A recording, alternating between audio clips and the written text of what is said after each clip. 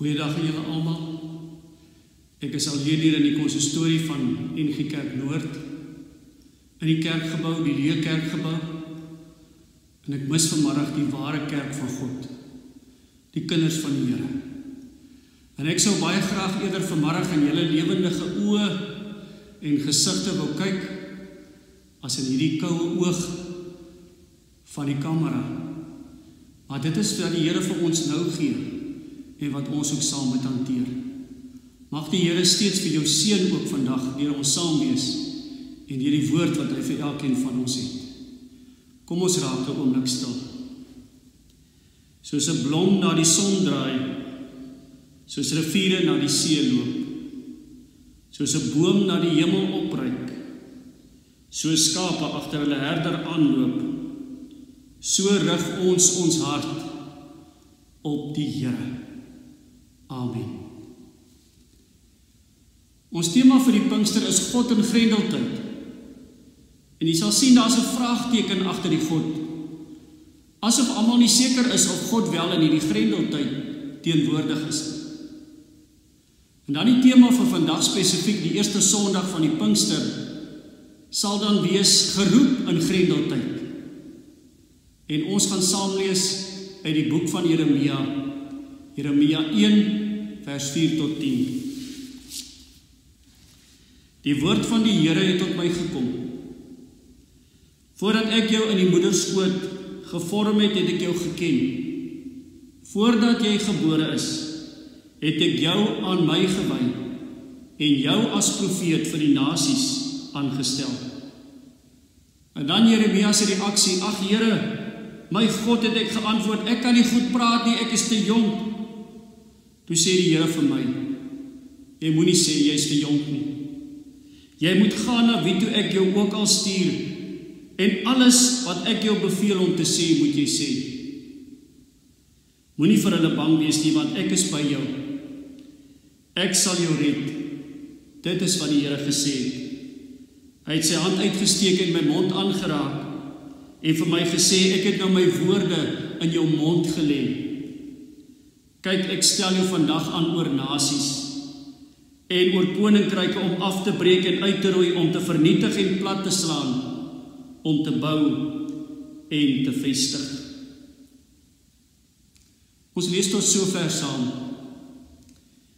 Ek wil iets sê oor die tyd waarin ons leef, hierdie Grendeltyd of lockdown tyd. En daar is 'n paar kenmerke van hierdie tyd, waarin ons mekaar vandag weer kan herinner. Die eerste is, ek kan nie gaan waar ek wil nie. Ek moet 'n permit hê, ek moet 'n rede hê hoekom ek iewers heen gaan, en tussen 8 uur in die aand en 5 uur in die oggend moet ek by die huis bly en mag ek eintlik nêrens heen gaan. Die tweede is, jy kan nie koop wat jy wil nie.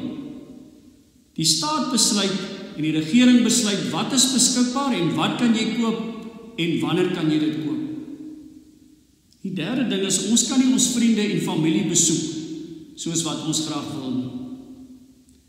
Ons moet ook nuwe gewoontes aanleer in hierdie tyd. Ons dink maar aan die handsaniteerders oral, die maskers.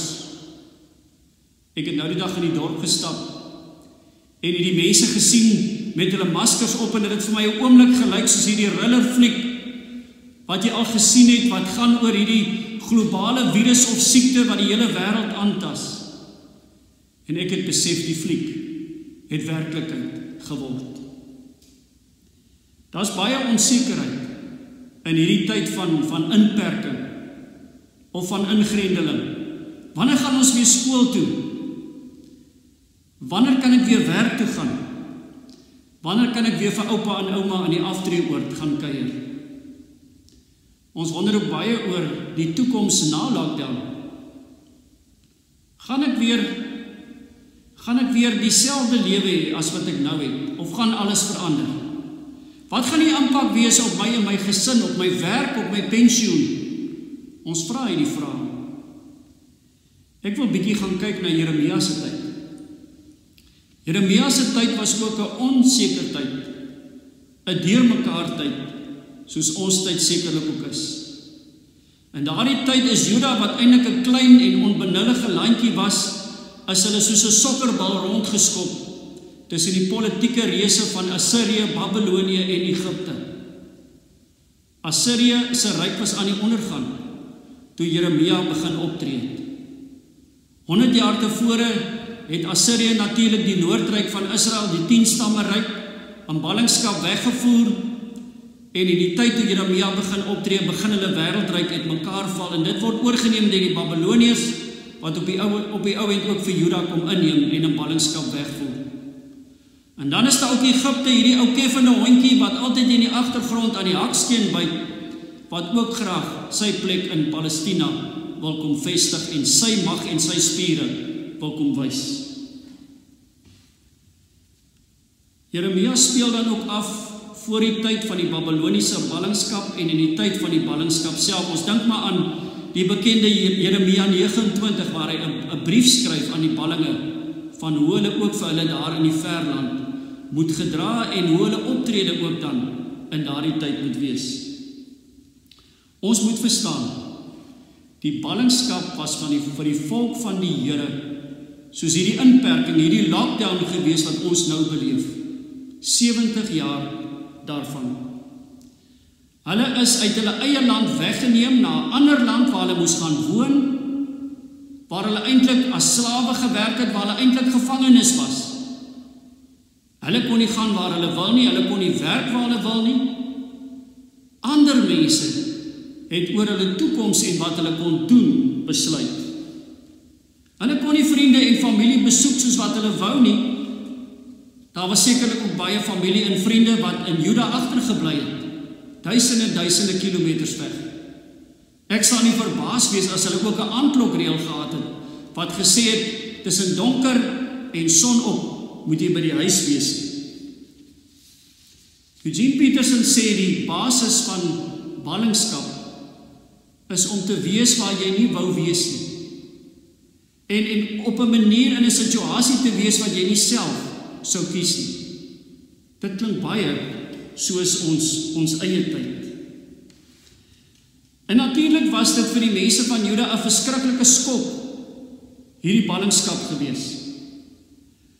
Hulle het nooit gedink dat die Here, hulle God, sou toelaat dat die heilige stad Jerusalem ingeneem word deur hierdie vyand uit die noorde nie. Dat die tempel vernietig word, ontheilig word, dat die tempelskatte weggedra word na Babylon toe. Dit was vir hulle 'n geweldige skok gewees. En net soos mense vandag het hulle natuurlik vrae oor God begin vra. Veral 3 vrae: waar is God? Hoekom het God dit toegelaat? En dan die derde een: hoekom het God dit gedoen? God is hier in die beskuldigde bank.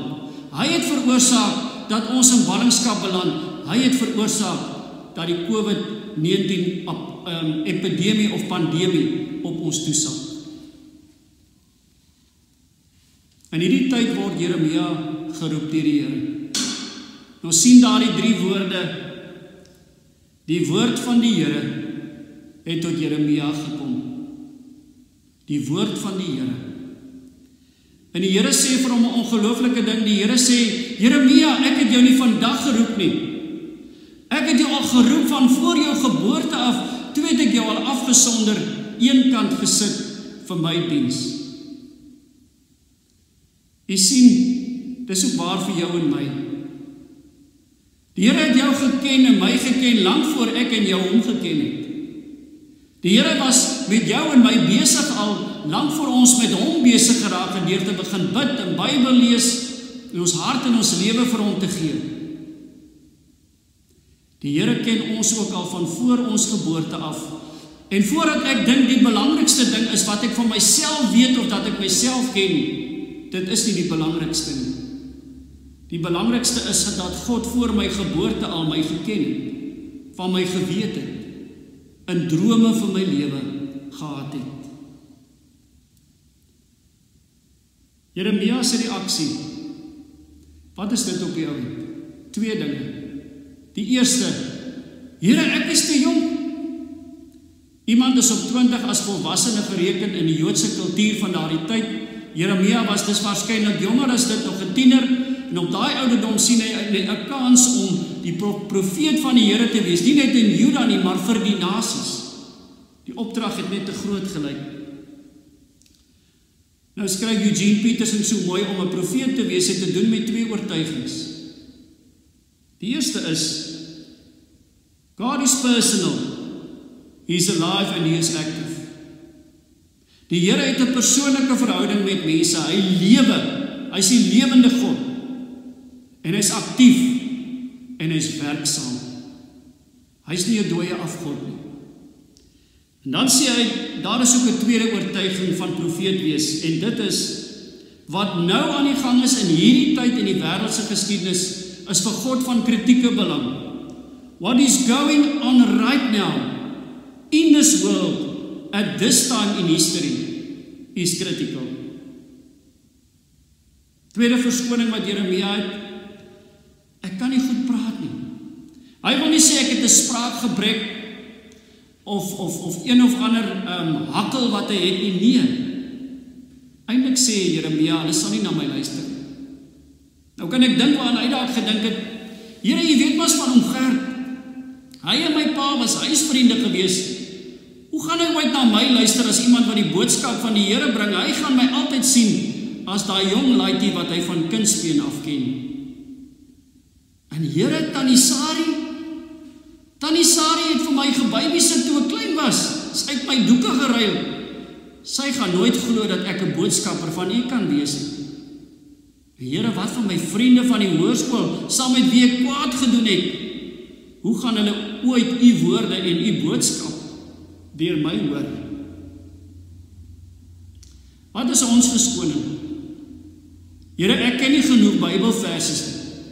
Here, ek het nie die tyd nie, ek is te besig. Here, ek is nie geestelik volwasse genoeg nie. Here, ek het nie 'n tipe persoonlikheid wat mense intrek nie. Here, ek wil eers my jong lewe geniet. Ek sal dalk later iets vir U begin doen of meer verantwoordelik begin leef. Ons sien die boodskap in vers 9. Ons kan doen wat God vra, want sy krag is met ons. Hy het sy hand uitgesteek, my mond aangeraak en vir my gesê, ek het nou my woorde in jou mond gelê. En vers 8, moenie vir hulle bang wees nie, want ek is by jou. Dit is wat die Here gesê het. Mense, ons kan doen wat die Here van ons vra. En dit is die boodskap van Pinkster. Omdat sy krag deur die Heilige Gees in ons is en met ons is en deur ons aan die werk is. Wat was die kern van Jeremia se boodskap?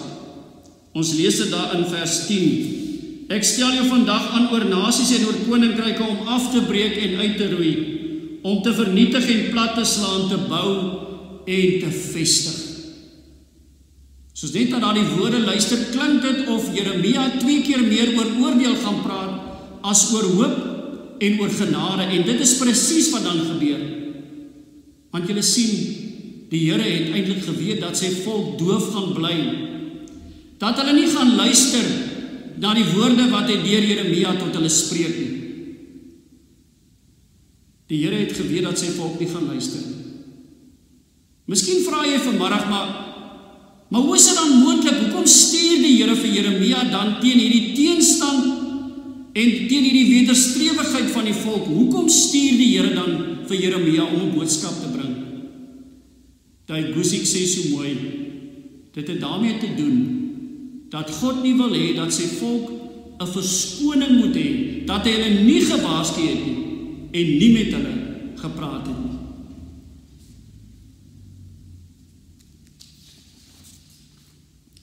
Ek wil afsluit. Hoekom Jeremia se lewe by ons lewe uit? En ek wil kortliks 3 dinge noem. Die eerste is, sy lewe help vir ons om ons lewe voor God te verstaan. Dit beteken God se roeping gee identiteit en rigting aan ons lewe. God se roeping. Dit het die rigting en identiteit aan Jeremia se lewe gegee. En dit wil dit ook aan ons lewe doen. God se roeping. Dis belangrik want baie keer beoordeel ons self aan wat ons voel of ons ervaar of wat ons dink. Ons fokus ook baie op ons tekortkominge en hoekom ons dinge nie kan doen nie. En Jeremia herinner ons, kyk weg van jouself na jou eie onmag en fokus op God, deur wie ons tot alles in staat is. Tweede, Jeremia leer ons dat ons met God kan praat. Daar's heeltyd hierdie twee gesprek tussen God en Jeremia. Jeremia kon na God toe gaan met sy las, met sy twyfel, met sy seer, want om vir aan sy volk 'n boodskap van oordeel te bring, het Jeremia seer gemaak, net soos wat dit vir God seer gemaak het. En Jeremia het so hierdie verhouding met God, hy lees so nou met God saam, dat ons later nie weet, is dit Jeremia wat nou praat, of God wat praat nie. Dink maar aan hoofstuk 8, my volk se wonde is my wonde. Dis wat Jeremia voel, dis wat God voel. En God se woede oor sy volk se ontrouheid, hulle afgodediens, word Jeremia se woede oor sy volk se ontrou en hulle afgodsdiens.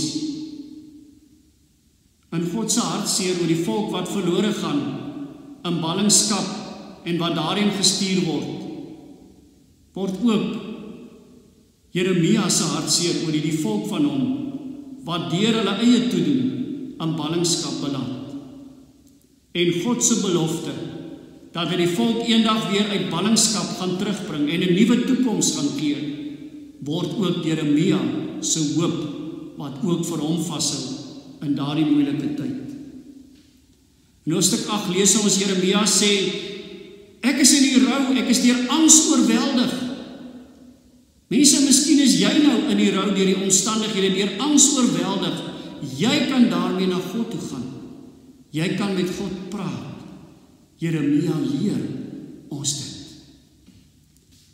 Die derde is, Jeremia vra vir ons die vraag, wat is 'n waarlik betekenisvolle of vervulde lewe? Sielkundiges sal vir jou duidelik vertel dat ons almal 'n vals self en 'n ware self het. Nou, 'n vals self loop op 3 bene. Wat het ek?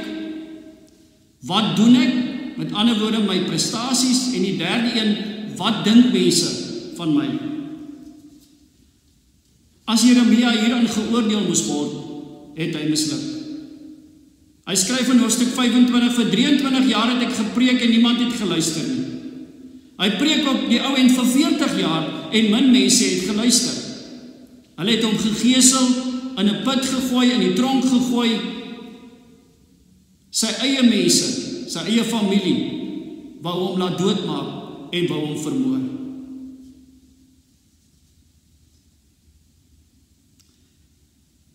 Jeremia leer ons dat die waarlik betekenisvolle lewe begin as ons meer in God geïnteresseerd raak as in onsself.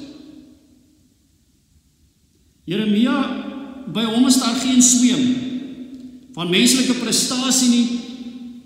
Daar's nie 'n sweem van menslike trots nie. In Engels kan ons sê, he did not get it right. Hy was nie suksesvol volgens wêreldse standaarde nie.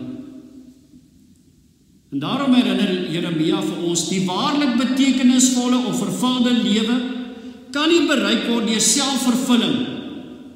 Kyk wat het ek alles gedoen en wat het ek bereik nie. Ook nie deur selfverbetering. Kyk watter goeie en indrukwekkende mens het ek geword nie.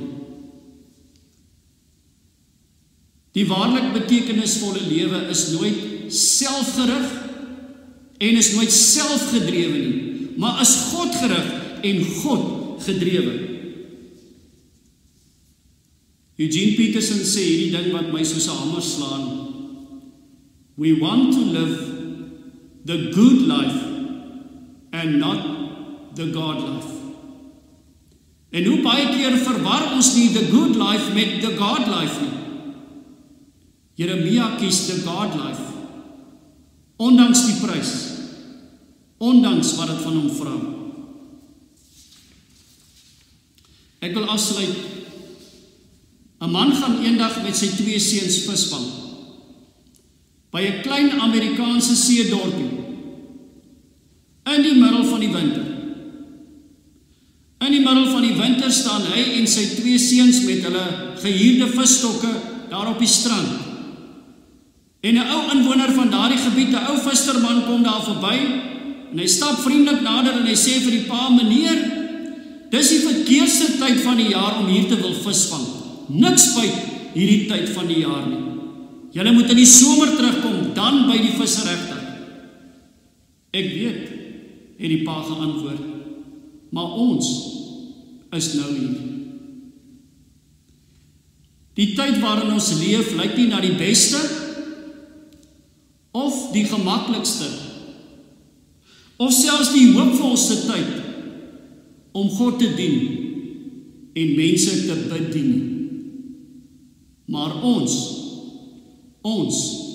is nou hier. Amen.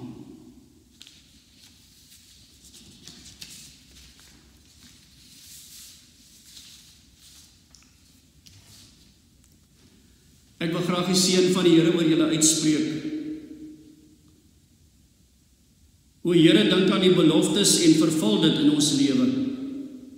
Want hoe nodig het ons nie dat U die beloftes in ons lewe vervul nie. Waar ons swak is, gee krag. Waar ons verward is, gee leiding. Waar ons ontsteld is, gee troos.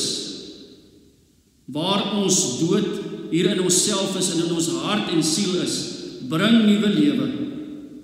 Weg van U af, o Here, is ons niks, maar ons is tot alles in staat, in U wat vir ons die krag verleen, in U wat ons krag is. Die genade van ons Here Jesus Christus, die liefde van God, en die gemeenskap van die Heilige Gees, sal met julle elkeen wees en bly. Amen.